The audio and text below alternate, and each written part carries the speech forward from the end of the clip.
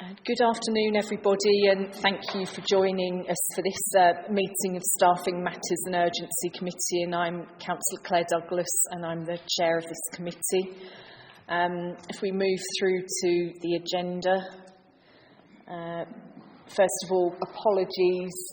We have apologies from Councillor Kilbane, and Councillor Webb is substituting for Councillor Kilbane, so welcome, Councillor Webb. Next item on the agenda, item number 1, is declarations of interest. Does anybody have any declarations of interest at all? No declarations of interest, thank you. Item number 2 is exclusion of press and public, and that's to consider the exclusion of press and public from the meeting during consideration of the following.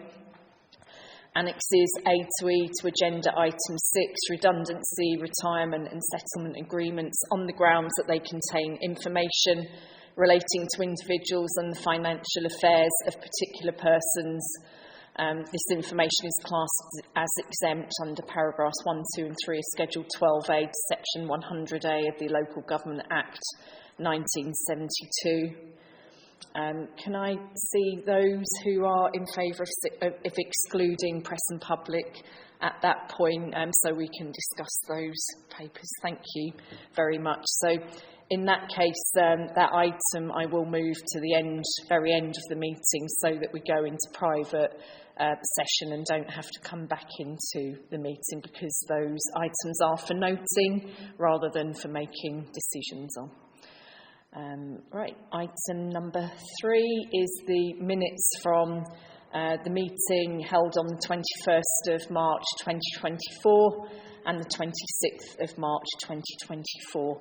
Can I see those who are in favour of those minutes?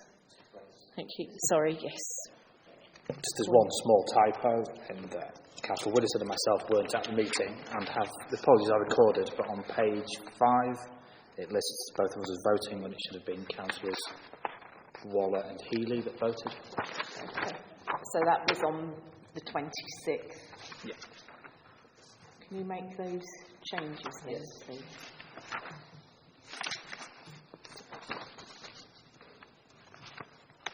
Okay. So we'll make those changes and then I can sign them, can't I? So that's your pen, I believe. Thank you. Item number 4 is public participation. We have no public speakers today, so we will move on to item number 5, which is the workforce profile report, and Helen Whiting is going to introduce that for us. Please go ahead, Helen.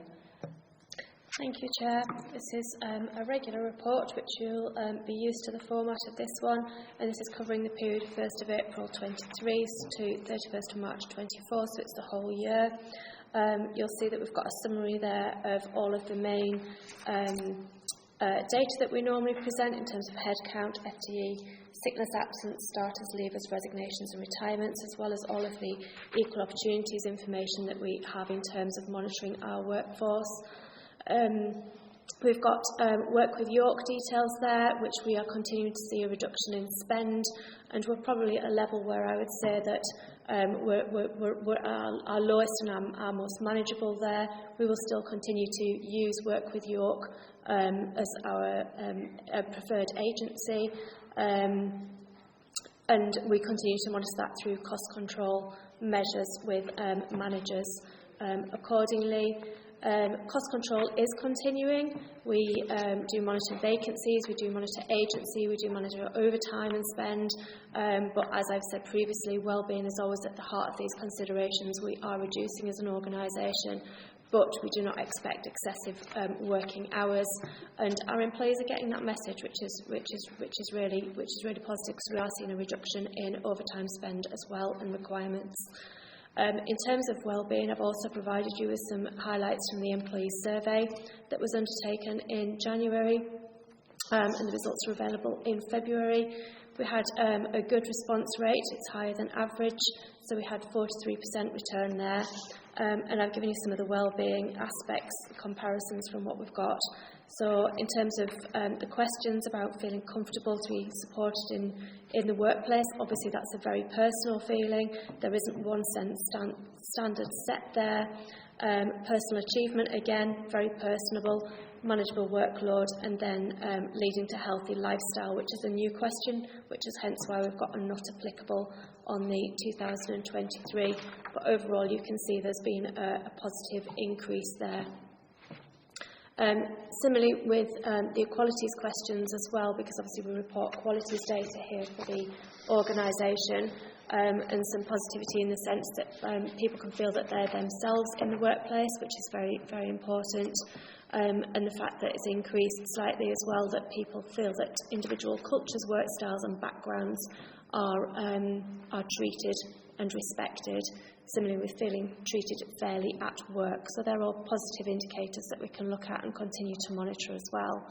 In terms of the profiling of the organisation, that remains largely the same, and we're continuing to do some work around ensuring that the workforce do understand the reasons why we want to measure all the protected characteristics data, because obviously a lot of them are not mandatory, but we're trying to make sure that employees are aware of them. And we're doing that also with the staff network groups as well, to understand why that's important, and actually to understand why people might not want to declare as well is really important. So we're working with that. You will note, hopefully, that our gender pay gap report this year continued to be very healthy, and we also reported our first ethnicity pay gap, which does come with a caveat that it's based only on the information that we've got, and that may well change and fluctuate as we're going on. Equalities as well, you'll have recall that we've had the recent equality statement and policy through executive and approved, and this was on the back of the consultant to provide us a position against the Equalities for Local Government assessment. And there's lots of aspects and recommendations that's been part of the workforce plan, would be built into the workforce plan, and hopefully aid us to develop a wider, diverse workforce as well. So we'll pick that up there. But happy to take any questions, Chair. Thank you, Helen. That's really helpful. Has anybody got any questions for Helen at all? Councillor Eyre? Sorry, I've got to switch on off. It was just to check my sanity, I think, on this one. So on the table on page 9, Helen, have you flipped the data around? So you've got resignations and retirements at 63 and 17 and 73 and 25. Then on page 18, it's 63 and 25 and 73 and 17. So page 18 is the correct one.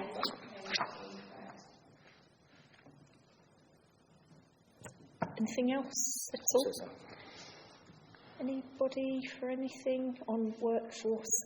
I just wanted to, so that we're straight about workforce and the FTE equivalent, we've seen an increase again, and I assume that's to do with the fact that we're converting agency workers into full-time employees. Is it?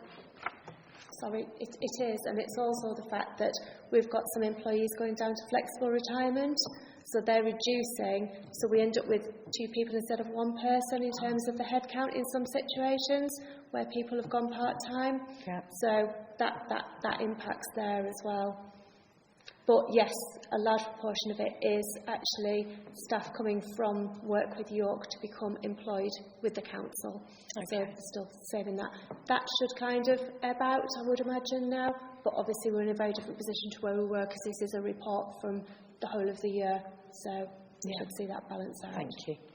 And then just on the profile of the workforce and the range of people that make up our workforce compared to the population of York, that we're still below those levels in some areas, and we regularly talk about this. I'm just wondering, Helen, given that we had the report about equalities for local government, etc., and your sense of how we can try to start to make positive actions in this area?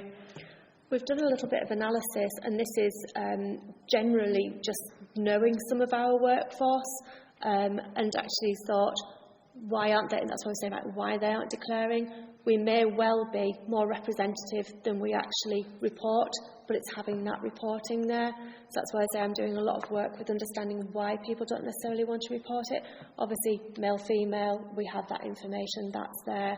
But certainly on people's other protected characteristics, including disability, that's something that people aren't always recording. We're asking people as part of sickness absence processes where we become aware that they may well qualify if they are disabled to put that on. But again, it is a choice. We don't have to. We cannot do it for them, basically. That's not something we can do. So we may well be more representative than we are, but it's that big encouragement. But still working with the wider community, because that isn't being complacent in terms of what the workforce we already have. And we'll continue to do wider recruitment processes and social media in different ways as well. So. Okay, thank you. And also I'm really pleased to see the improvement on the health and wellbeing and equalities responses from staff. It's good that they I think feel that generally they are more supported and can be more of themselves within the workplace, which is really positive. And I hope to see that will continue to improve over time. That's great news. So thank you for everything that you and your teams and the teams within departments are doing as well, because it's not just our HR department by any means that has responsibility and carries out these functions within a workforce of 2,600 people. There's an awful lot of people active in it, and so I think it's really commendable for what they're doing. Yes, please go ahead. And to say it's also the strength of the staff networks. I think that's really important because they are really, really valuable, and these are all people who are doing this voluntarily to help support other colleagues. So I think that is really true to them as well. So thank you for that, and I'll pass that on. Thanks. Yes, please do pass that down to. Right. So can I ask then everybody to have a look at the recommendations on page 13, paragraph 25, to note the report. I think it says note the workforce profile provided in Annex 1. Can we see those in favour of doing that, please? Thank you. Right, so that's unanimously noted. Recommendation accepted. Thank you very much. Right, so I'll skip item number 6 and go straight to item number 7, which is the work plan. And Helen, do you want to just run us through that, please? Thank you. I can indeed. As I say, Chair, I'm not sure why this is on pink paper. This is a public document. Oh, okay. Yes. And just to confirm, there is no retentions update for the period of 1st of January to the 31st of March. There's been no new applications, hence why there isn't a report here. And the date to be confirmed has actually just been confirmed today for the update in the Chief Officer restructure, and that will be the 5th of June. So that will be coming ahead, and papers will be made available on Friday, I think, this week. And then it's just the standard items further down, but happy to put anything else on and consider any further papers that the committee wishes to see. Okay, thank you. Does anybody want to add anything to the work plan at this point? So, committee members, if you want to add anything for July meeting onwards, please just do let us know, and we can do that at some other point as well. So thank you very much for that. So work plan is approved. Can I just see a show of hands on that? Thank you. Thanks. Right, the next item on the agenda is urgent business, I assume. Agenda item number 8 is urgent business. I've not had it noted to me at all, so there is none. And then that brings the public meeting to a close, and we will go into private session now to consider the private papers which are under item number 6. But Helen, before we do that, do you just want to outline to everybody what item number 6 is about, so that public are clear what we're going to do? Thank you. Thank you, Chair. So Agenda item number 6 is reporting on the redundancy, pension and exit discretions. We make no additional discretions. All of these discretions are associated with what people are entitled to in terms of their terms and conditions. And we're presenting today 5 flexible working retirements, which have all been approved, and it's just for the committee to note. Thank you very much. So we'll go into private session now and bring the meeting to a close. Thank you, everybody.